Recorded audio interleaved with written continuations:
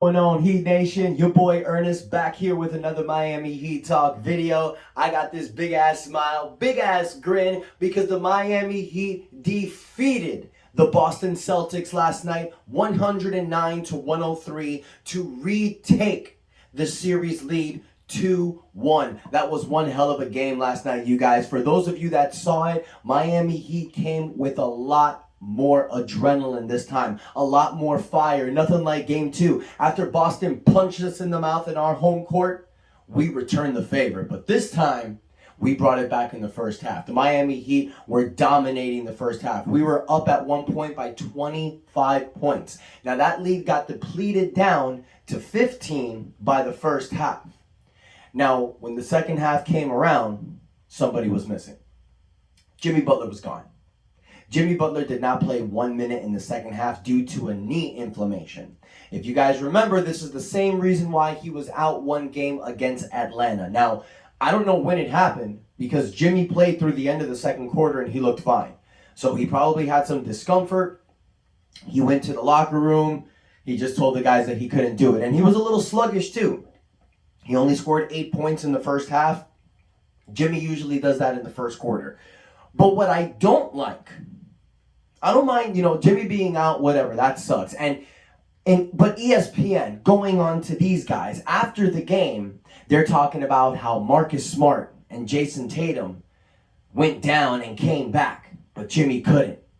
So they don't know if Jimmy's injury is really serious because they didn't see anything happen. Then they're saying that the Miami Heat defeated a depleted Boston Celtics roster. Last time I checked, everybody from Boston was playing. Even though some guys got injured and stepped out. Even though that Marcus Smart injury did look pretty serious. But still, they came back. Jimmy didn't come back. What do you mean depleted roster, ESPN? I can't stand this.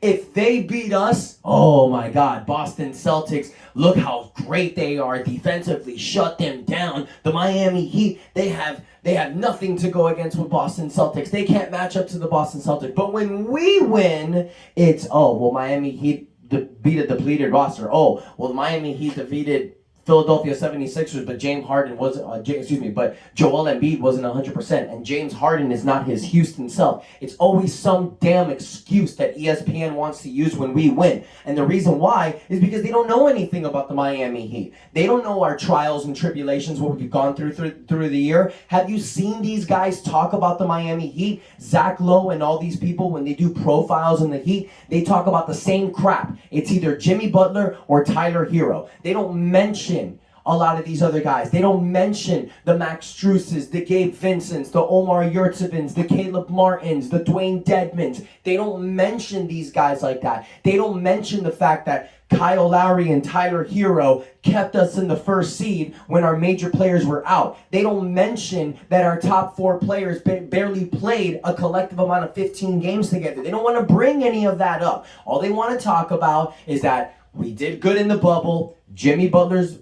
playing in a different status, and Tyler Hero's drip. That's really all they talk about. Now, what they should be talking about now is this man right here, the man's jersey that I'm wearing, the man who last video I called out, Bam Adebayo.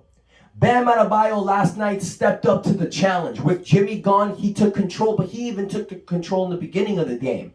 31 points, 10 rebounds, 6 assists, and 4 steals to go on top of that. Bam Adebayo played in an elite level last night. He showed everybody that if given the opportunity, he can step up and do it. Now, my question is, what the hell took so long?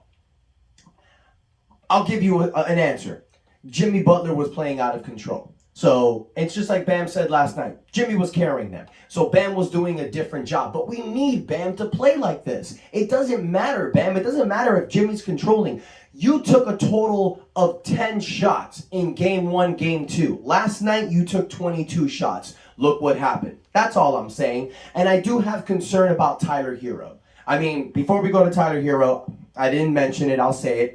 Obviously, Bam Adebayo was the player of the game, in my opinion. Dude just broke out. Tyler Hero, though, you wanted a big performance from Hero. He didn't step up to the plate. He gave 20 minutes, 8 points, bad showing. But it did look like he had a little injury on his left leg. He was having it iced down in the fourth quarter. But Victor Oladipo had a better game than Tyler Hero, in my opinion. It doesn't show in the box score. Victor Oladipo only had 5 points, but what he did defensively against Marcus Smart, Jason Tatum, Jaylen Brown doesn't show up in the box stat. He was playing a lot better defensively than Tyler Hero. Tyler Hero wasn't hitting the shot, so Spoelstra went with Oladipo in the fourth quarter. I think that was really smart. When Jimmy was out, it was basically about us containing the lead. We did that. We never gave Boston the lead. At one point in the fourth quarter, they were down by 1, and I'm sure everybody was freaking out because there was 3 minutes left. Jimmy wasn't there, and this depleted Boston roster might get us. But we sucked it up. We kept our heads down. We fought, and we came out with the victory. And you got to give credit to the other players in Miami that stepped up. PJ Tucker, 17 points, playing like a dog in the defensive end. PJ Tucker is showing why he was a big part of that championship victory last year with Milwaukee, and showing why he is one of the big staples in our team. Kyle Lowry came back last night, gave you 11 points, but that steal at the end of the game to close it out did us big. Max Strus showing Boston, giving Boston the finger on them letting him go, gives them 14 points, few three-pointers to knock down. We did it big, but on the defensive end, we shut down their best player. We held Jason Tatum to 10 points. We whooped him so bad he faked an injury just to step off the court for a few minutes. I'm just saying. I don't know what the hell happened. If you see that video many times, I don't see no injury. The man who I give credit to last night is Marcus Smart. Dude jumped high in the air, landed right on his freaking ankle. That looked like one of the most serious injuries I've ever seen. He freaking walked it off, man. Marcus Smart, I give you credit. Much credit, man. Much love. But that's what it is. Miami Heat's up 2-1, you guys. We lead this series now. Game 4 is on Monday. I expect Boston to come out swinging. I expect Jason Tatum to have a monster game. But Miami did their job. We got 1. But how sweet is it going to be, you guys, if we get 2?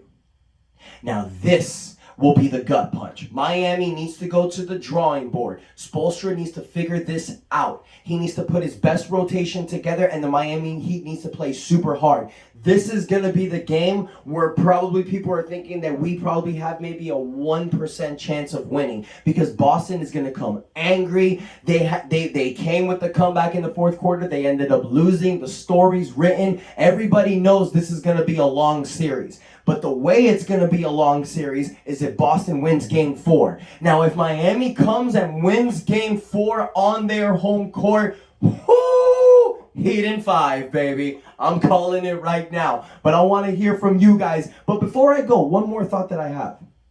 The only way that we're going to win Game 4 is if we take the decision out of the referees' hands.